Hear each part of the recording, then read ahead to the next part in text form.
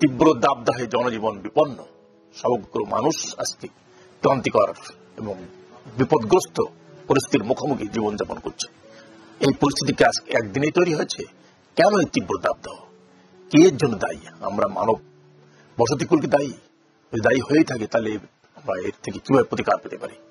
আজকে আমার আলোচনার বিষয়বস্তু তীব্র দাবদাহ এবং তার ক্ষতিকর পরিস্থিতি এবং প্রতিকারের উপায়। তীব্র দাবদাহ হওয়ার একটি মাত্র কারণ, অনেকেই বলছেন যে প্রচন্ড ভাবে সর্বত্র গাছ কাটার মিশন চলছে ব্যাপক হারে, বৃক্ষ নিধন ব্যাপক হারে চলাতে আমাদের দেহে সমগ্র দেশ এই প্রাকৃতিক ভারসাম্য হারিয়েছে। আমাদের ভূতত্ত্ববিদরা বলছেন যদি দেশের 25% বৃক্ষ থাকতো তাহলে তীব্র দাবদাহ হতো না। কিন্তু পরিসংখ্যানে দেখা গেছে আমাদের সারা দেশব্যাপী এবং ঢাকা শহর সহ সর্বত্র গাছ কর্তন এমন ভাবে করা হয়েছে যা পরিসংখ্যানে ধরা পড়েছে মাত্র 8 ভাগ। সুতরাং তীব্র দাবদাহ তো আমরা ভোগ করবই এবং আমরাই দায়ী। আর একটি কারণ যোগ করা যেতে পারে বা যোগ করা হচ্ছে যে এই যে ব্যাপক হারে শিল্প কলকারখানা গড়ে উঠেছে, যেখান থেকে কার্বন এবং মিথেন গ্যাস পরিবেশকে ধ্বংস করছে, সেদিকে কারো খেয়াল নেই। শুধু গাছ কাটা নিয়ে বললেই হবে না, পরিকল্পিতভাবে এই শিল্প কলকারখানা গড়ে তুলতে হবে যেখান থেকে কার্বন ও মিথেন গ্যাস তৈরি হয় ব্যাপক হারে এবং তাও সব স্বাস্থ্যের জন্য ক্ষতিকর। সুতরাং আমাদের লক্ষ্য রাখা উচিত গাছ কাটার দিকে, লক্ষ্য রাখা উচিত শিল্প কলকারখানা গড়ে তোলার ব্যাপারে সচেতন হতে হবে, নইলে আমরা এই বিপদের মুখ থেকে কখনো রেহাই পাব না। তীব্র দাবদাহে তীব্র উষ্ণতা বৃদ্ধির কারণে কি কি ক্ষতি হতে পারে আপনার এবং আমার? আপনি যখন কারা এই বিপদের সম্মুখীন হচ্ছে? যারা রাস্তায় কাজ করছে, যারা ঠেলা গাড়িওয়ালা, রিক্সাওয়ালা, সিএনজিওয়ালা, রাস্তার ধারে বসে যারা সবজি মাছ বিক্রি করছে এবং সাধারণ নাগরিক যারা পেটের তাগিদে এখানে সেখানে যাওয়া আসা করছে, তারাই এই আক্রান্ত হচ্ছে বেশি। যখন আপনি রোদের মধ্যে যাবেন, প্রচন্ড তাপ আপনাকে আক্রমণ করে ফেলবে, তখনই আপনি দেখা যাবে আপনার শরীরের মধ্যে নানা রকম উপসর্গ তৈরি হয়েছে।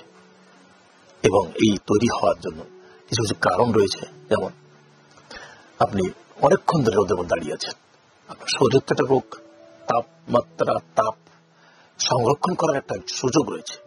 শরীরের তাপ সংরক্ষণ করার জন্য, নিয়ন্ত্রণ করার জন্য কেন্দ্র আছে, টেম্পারেচার কন্ট্রোলিং সেন্টার। যখন এই প্রচন্ড তাপের কারণে যখন সেই টেম্পারেচার কন্ট্রোলিং সেন্টারে নষ্ট হয়ে যায়, তখনই আপনার শরীরের তাপ বৃদ্ধি হতে থাকে। আরেকটি কারণ হচ্ছে আপনি যে জামা কাপড় পরছেন, এই রোদের মধ্যে সর্বদাই সাদা রঙের অথবা কম রঙের পোশাকগুলো পরবেন, ঢিলেঢালা পোশাক পরবেন। সাদা পোশাকে সাধারণত তাপ অ্যাবজর্ব করে, টেম্পারেচার অ্যাবজর্ব করে কম, ফলে আপনার শরীরে টেম্পারেচার হাত থেকে রক্ষা করে। কিন্তু যদি বেশি রঙিন কাপড় চোপড় পরেন তাহলে আপনার শরীরে তাপমাত্রা বাড়তে থাকবে, কারণ রঙিন কাপড় তাপকে অ্যাবজর্ব করে বেশি মাত্রায়, তখন আপনি অসুখে পড়ে যাবেন।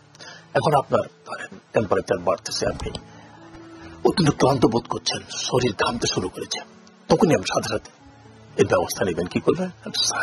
ছায়াতে চলে যান।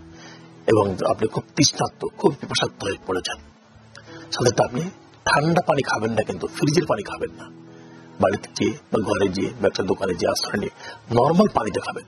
কারণ এই যে ফ্রিজের পানি তাৎক্ষণিকভাবে খান আপনি, তাহলে আপনার ভাইটাল অর্গানে যেমন ব্রেন এবং হার্টের স্ট্রোক হতে পারে। কারণ ওর ব্রেনে ওর যে সার্কুলেশন গুলো আছে, সেরাগুলো যদি কনস্ট্রিক্ট করে যায়, ম্যাসিভ এমআই হতে পারে, যেটা আমরা অ্যাকুট এমআই বলি, হার্ট স্ট্রোক বা ব্রেন স্ট্রোক হয়ে যেতে পারে। সুতরাং আপনি কোনো অবস্থাতেই গরমে যখন আপনার অবসন্ন অবস্থা তৈরি হয়েছে, সেই অবস্থা থেকে ঠান্ডাতে যাবেন ঠিকই, কিন্তু সঙ্গে সঙ্গে একদম ফ্রিজ থেকে পানি বের করে খাবেন না। এটা কিন্তু আপনার শরীরের জন্য ক্ষতিকারক। আর যখনই আপনি রোদের মধ্যে হাঁটবেন, তখন সাথে একটা ব্যাগের মধ্যে একটা বোতলে পানি রাখেন। একটু পিপাসা বোধ করলে একটু পানি খান। আর হাতে একটা ছাতা রাখা ভালো, যে ছাতাটা আপনাকে এই তীব্র তাপের বিকিরণ থেকে রক্ষা করবে শরীরকে। তাহলে যারা রাস্তায় কাজ করছেন, যারা বিভিন্ন পেশায় নিয়োজিত, তাদের ক্ষেত্রে কিন্তু এই কিছু কিছু পদক্ষেপ নিলে আপনি তাৎক্ষণিক হিটস্ট্রোকের হাত থেকে বেঁচে যাবেন। আর হিটস্ট্রোক দেখা দেয়ই, সাথে সাথে আপনি হাসপাতালে স্বর্ণাপন্ন হবেন, ডাক্তারের স্বর্ণাপন্ন হবেন। কোন অবস্থায় সময় ফোন করবেন না, তাহলে কিন্তু আপনার মৃত্যুর হার বেড়ে যাবে। মৃত্যুর হার থেকে রক্ষা করা আপনাকে সহজ হবে না। চিকিৎসকের স্বর্ণপন্ন আপনার ক্ষতি হবে। আজকে আমাদের এই গত প্রায় 15 দিন ধরে তাপদাহ চলছে, কোন পরিসংখ্যান কিন্তু নেই কত লোক মারা গিয়েছে। এক দিন এক রকম পত্রিকার নিউজ আসছে, যার দিকে সত্যিকার আমরা আতঙ্কিত।